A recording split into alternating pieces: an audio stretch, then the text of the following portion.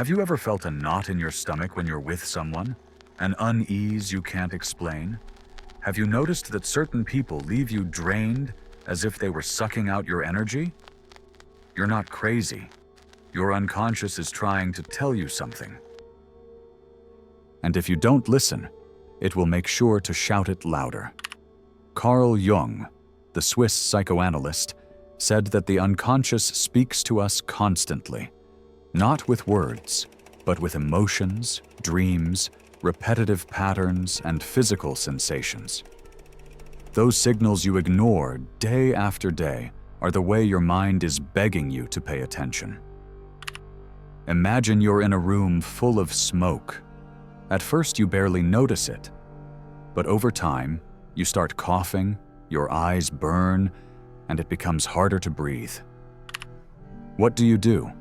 Do you stay there, hoping the smoke will disappear on its own? Or do you look for a way out? Toxic relationships are like that room, and your unconscious is the fire alarm telling you to get out before it's too late. The problem is that we've been taught to endure, to be strong, to never give up. But there is a difference between being strong and being a masochist. Moving away from what harms us is not weakness, it's wisdom, it's self-love. Jung spoke about the process of individuation, that journey to become our truest self. But to get there, we must first let go of what holds us back. And that often means leaving behind people we love, but who no longer do us good. I know it hurts. I know it's scary. Loneliness can be terrifying. But do you know what's worse? Living a life that is not yours, trapped in dynamics that drain you, surrounded by people who don't value you. That is truly terrifying. Your unconscious knows this. That's why it sends you signals. It makes you feel anxious, sad, irritable. It shows you repetitive patterns in your relationships. It makes you dream of escapes, of running away, of freedom. Don't ignore it. Listen to it. Think about the times you felt something wasn't right, but you ignored it. What happened afterward? Did the situation improve, or did it get worse? Most of the time it gets worse, because the unconscious doesn't give up. If you don't listen, it will scream louder. And if you still ignore it, it will make you sick. Yes, you heard that right. Many psychosomatic illnesses have their origin in repressed emotions, in toxic relationships, in situations that harm us and that we don't want to face. Your body becomes the messenger of your soul. And if you don't listen, it will make sure you do. Don't wait until it's too late. You don't need a logical reason to move away from someone. If they make you feel bad, if they drain you, if they make you doubt yourself, it's enough. Your well-being is reason enough. Remember, moving away isn't selfish. It's an act of self-love. It's telling yourself, I deserve something better. And you do. We all do. Don't cling to what no longer serves you.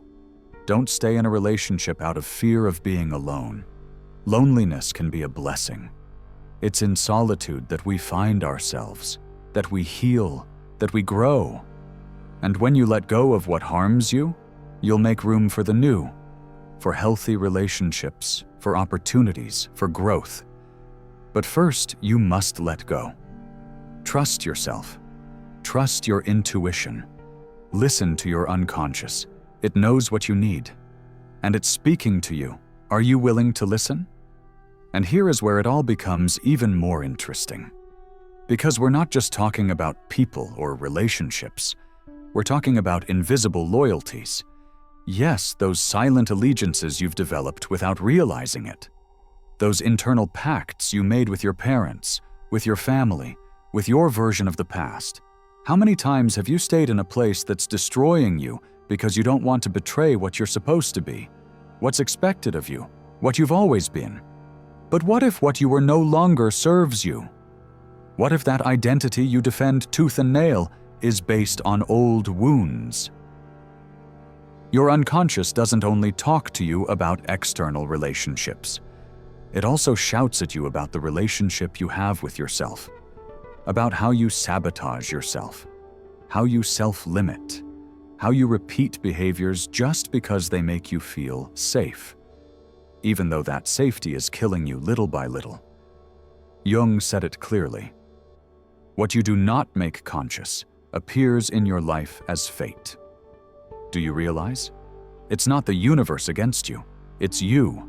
It's your unhealed wounds, your inherited beliefs, your unresolved fears. They are the ones dragging you to repeat toxic connections, to choose again and again what hurts you. And do you know why? Because your unconscious seeks coherence, not happiness. It seeks to repeat the known, even if it destroys you. It does it because you taught it that this is love, that this is belonging. But here comes the most brutal part. Many times you don't move away from the one who hurts you because deep down, you believe you deserve that harm. Because you were raised in an emotional system that confused sacrifice with love, control with protection, dependence with intimacy.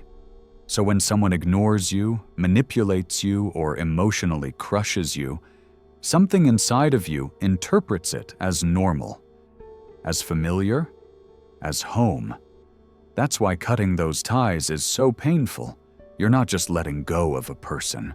You're letting go of an identity, a belief system, a pattern that has guided your life without you even realizing it.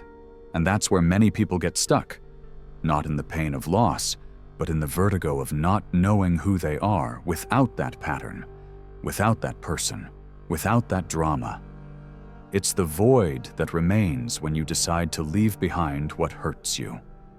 And yes, that void is scary, because pain, no matter how destructive, has a function.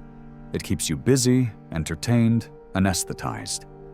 But when you decide to free yourself, silence appears, calmness. And in that calmness, your true self emerges, the one who doesn't need external validation, the one who doesn't beg for love, the one who doesn't tolerate emotional crumbs. And here is where many fail. They confuse that calm with loneliness, that void with failure. But it's not an end, it's a rebirth. It's the fertile space where you can finally plant something new, something yours. And no, it won't be immediate. The process hurts, but it also transforms. Because growing always involves mourning, pain, farewells. People talk about self-love as if it's putting on a mask and repeating nice phrases in front of the mirror. But real self-love is much rawer. It's having the courage to face your shadows head-on, to accept that you've also failed, that you've also allowed things you knew were destroying you. Self-love is taking responsibility. It's saying, no more, and holding it, even when your legs shake. And here comes into play something fundamental: intuition. That inner voice that doesn't shout, that doesn't reason, that just feels. The one that's always been there, but you've covered it with noise, with justifications, with fear. Your intuition is the purest way your unconscious tries to guide you. How many times did you feel that something wasn't right and still went ahead? Why did you do it? Out of habit? Out of fear? To avoid discomfort? And meanwhile, that voice grew quieter. It became smaller, until you learned to ignore it completely. But now that you know, are you going to keep silencing it? The awakening begins when you start listening again, not to others, to yourself, to your body, to your emotions, to that discomfort that doesn't go away even though you smile, to that tiredness that doesn't heal with sleep, to that sadness that won't go away even though everything is fine. Those are the real signals. The unconscious doesn't send you messages to torture you. It sends them to save you. And do you know what the problem is? We've glorified resistance, endurance, suffering for love, holding on to impossible bonds as proof of emotional maturity. But no, It's not maturity. It's fear. Fear of letting go, fear of the unknown, fear of being left with nothing. But staying where there's nothing left is even worse. It's letting your essence die little by little. Because every time you choose to stay where you're not valued, you're sending a message to your unconscious. This is what I deserve. And it believes it and acts accordingly. That's why you keep stumbling into the same profiles, the same dynamics, the same pain with a different name. But today can be different. Today you can choose yourself, not out of ego, but out of necessity, out of emotional survival, out of internal integrity. You can cut that invisible thread that ties you to what you are no longer. You can say goodbye without hate, without rage, without resentment, just with clarity and with love. Love for yourself. Because at the end of the day, no one is going to come and save you. There is no external redemption. There's no movie ending where someone fixes everything for you. What there is a door. It's always been there, but it's inside. And opening it requires courage. The courage to look at your story without victimization, to accept your part, to take control. The question is not, why is this happening to me? The real question is, why do I keep allowing this? And when you start changing that question, everything begins to move. Because you stop waiting for change to come from outside. And you realize the signal has always been within you. Look around you. What dynamics repeat? What people drain your energy? What situations make you feel small? How many more times are you going to ignore the obvious? Today can be the first day you decide to trust yourself. The day you decide to take a step, even without having everything figured out. The day you accept that fear won't disappear, but that even with fear, you can move forward. Today can be the day you listen to what you've been silencing for years. And when you do, everything will change. Because what aligns with your truth, with your authenticity, will come naturally, without struggle, without chaos, without wear. But for that, you first have to make space. You have to let go. You have to close the door to what you no longer are. And that, even though you may not believe it, is the greatest act of love you can give yourself. And if you've made it this far, maybe it's because deep down, there's something inside of you that already knew all this. Maybe you've been ignoring the signs for a long time. Maybe you've disguised your intuition as anxiety, your discomfort as temporary things, your exhaustion as just tiredness.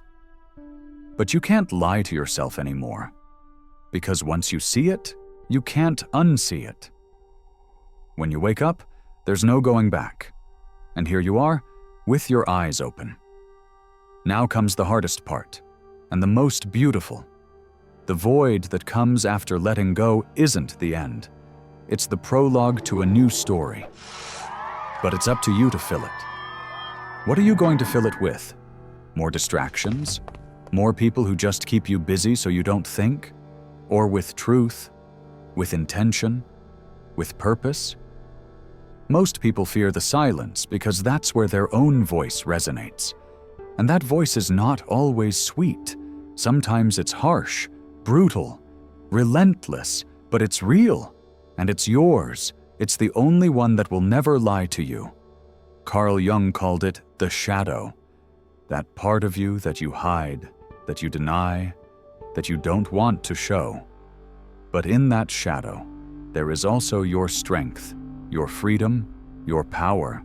Integrating it is your task, and that journey begins when you decide to stop betraying yourself. When you no longer sell yourself out for the sake of belonging. When you don't negotiate your peace to fit in. Because tell me, how much longer are you going to postpone your authenticity? How much longer are you going to keep living a borrowed life, surrounded by false smiles and empty conversations? How long will you pretend everything is fine when inside you just want to scream? You have an opportunity. Right here. Right now.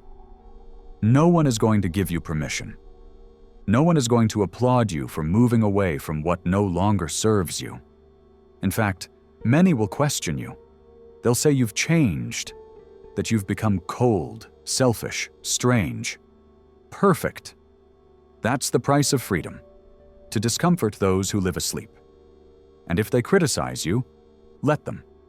Because criticism is the echo of someone else's discomfort in the face of someone who decided to live awake. Today, you can decide not to conform. You can choose the path few dare to take, the one of being you, without masks, without adornments, without permission. And if you don't know where to start by stopping ignoring what you already know. What your body is screaming at you, what your emotions are whispering to you, what your soul is begging you. If this video moved something inside of you, if you felt that uncomfortable tingle while listening, don't let it pass. Write it down. Look at it. Feel whatever you need to feel, but don't bury it again. Don't go back to sleep. And now, before you go, if all of this resonated with you, I want you to leave a sentence in the comments. I choose to listen to what I've always kept silent. That will be our secret sign. A code between those who decided to open their eyes, between those who don't settle, between those who are ready to break the cycle. Subscribe if you feel this is your place, if you're tired of superficial content and prefer truths that hurt but awaken. Here, we won't sugarcoat reality, we'll break it down to rebuild you. And if you dare to join me on this journey, it will be brutal. Because what's coming is not for everyone. And just to close, listen closely. You are not weak for wanting to let go. You are not a coward for seeking peace. You are not selfish for choosing yourself. You are awakening. And that, even though it hurts, is the bravest act you can commit. Now go, but not the same way you came. Go with questions. Go with rage if you need to, with courage, with discomfort. But go with something new beating in your chest. Because if I achieved that, then this video was worth it. We'll see each other next time. If you can still look at life the same after this, or maybe not. Maybe you're no longer the same. Perfect. That was the plan. Until then, disappear to find yourself.